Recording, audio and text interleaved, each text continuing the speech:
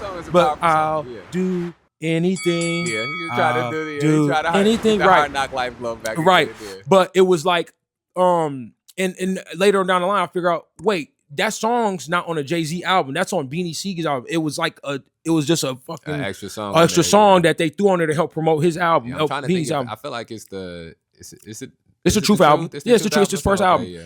But in the video, like Jay-Z and Marcy Projects with the little kids, and then the backstory to the video is the dude, he hustling or whatever, and he buys mom a house, and so on and so forth. That was dope to me. But it was Jay-Z swag and how he was rapping. I was like, this is rap. I had to be maybe 9, 10 years old. And I was like, damn, bro, this is it. And I was turned out ever since then. So then, anytime a new album dropped, my stepdad would have it. You know what I'm saying? So I never forget, one of the greatest hip hop stories was on Christmas Day. You go look it up. DMX dropped Flesh of My Flesh, Blood of My Blood. Same year as he dropped is Dark and Hell is Hot. My stepdad drove on Christmas Day in a snowstorm to Media Play to buy that album. He got back by 11 o'clock and played the album loud through his big speakers in the living room all day till 8 o'clock at night. And my mom was like, all right, Maurice, all right, Mo, we can turn it down now. Literally, flesh of my flesh, blood of my blood, all day. That's hip hop. And then, growing up, I had big cousins. Like I said, I'm from Beloit.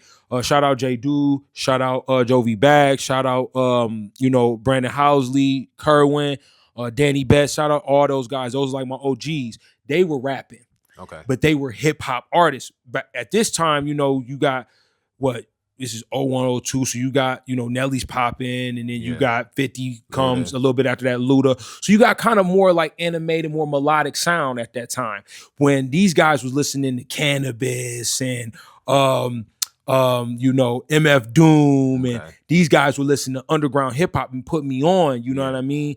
And so by the time I hit 6th grade, that's when I met all my guys, Stefan Turner, Eric McCall, Michael Hardaway, all of these guys who we formed Hoodlum with. And they did the same type of music and liked the same things that I like. I'm like, oh, you like hip hop? You know who Nas is? If I rule the world, back when a time where it was, you had to know Andale, Andale, Mami Ia, you know what I'm saying? Right. So, and I was always a young cat because I had the influence. My stepdad was bringing the magazines home. He was blasting the music. I had BET, MTV, all these different things to see this shit. And I got with these guys and we started rapping and we started challenging each other. We had come back to school, who had the hottest verse at lunch. One of my homeboys, Melvin Burks, he had started making a beat on the table. He's like, somebody better rap on here. Right. It's 6th grade. We in 6th grade. We 6th graders. Somebody better rap on this beat.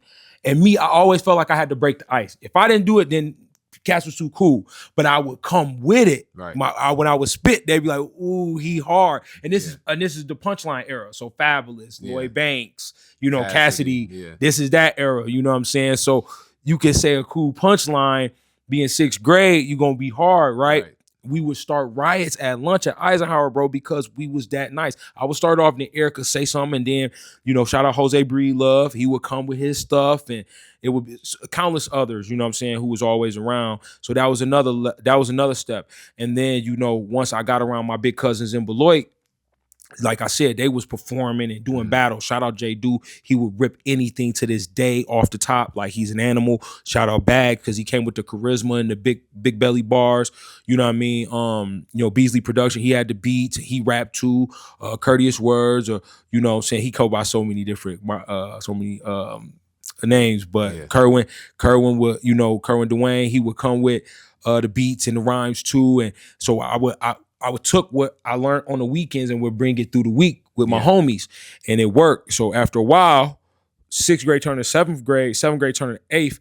Now I'm learning, okay, they got their own equipment. Well, how y'all get your equipment? Well, don't worry, little cuz, we about to upgrade. We gonna give you equipment. I take the equipment, bring it back. I call my guys all on 3-way, like, yo, I got some equipment. What you mean you got some equipment? Right. Eric Paw had at his grandparents' house, he had everything he could ever think of there. So when it came to electronics, it was there. So we learned the program Magic's Music Maker. Okay. Right? That take it back. Then we had the regular mic with a mic stand. We didn't even know nothing about no inbox and nothing like that. Oh yeah, we had an inbox. Okay. And then and Eric had the computer there. So shout out to Legend McCall for actually like loving the culture and so much that he learned. He literally studied what he needed to do with that program to make our voices sound better. Found out online where how to get the beats, everything. He was the man. And so on the weekends or weekdays when we had time after basketball practice or wherever, we go to his house, we would record. He had everything set up so we could record. And so then we started recording. Then we started learning how to press up our own CDs. So then his granddad bought him an extra tower with extra slots in it. It's like, I got this. So we able to put crack them out, man. So now we can make some money now. So freshman year, oh shoot, now we're gonna print up 100 of them. You take, because Hardaway went to East, so you know what I'm saying, he would take some over there, and then we had friends at Auburn, friends at Jefferson. Here go 5. You know, sell this much. This is us. This is in 04. I'm 14. 15, 05, 06, 16. Take these, sell them, bring a dub back to me. You keep the rest. For real? Your homie gonna call you or chirp you that very day. Say, hey, bro, all them gone. They loving this shit over here at Auburn, at Jefferson, at Lutheran, at Boylan. They love this shit. And your homie want to continue selling it because he can make a little paper on the side too. You know what I'm saying? So that's how that happened. And then we just, you know, the rest is history. You know what I'm saying? I ain't gonna talk your head off, but No. I love. Said I did you dirt to know your worth. Join the long line. Join the long line. Join the long line. Throwing off our rhythm, I'm a victim of my own lies. Of my own lies. Of my own.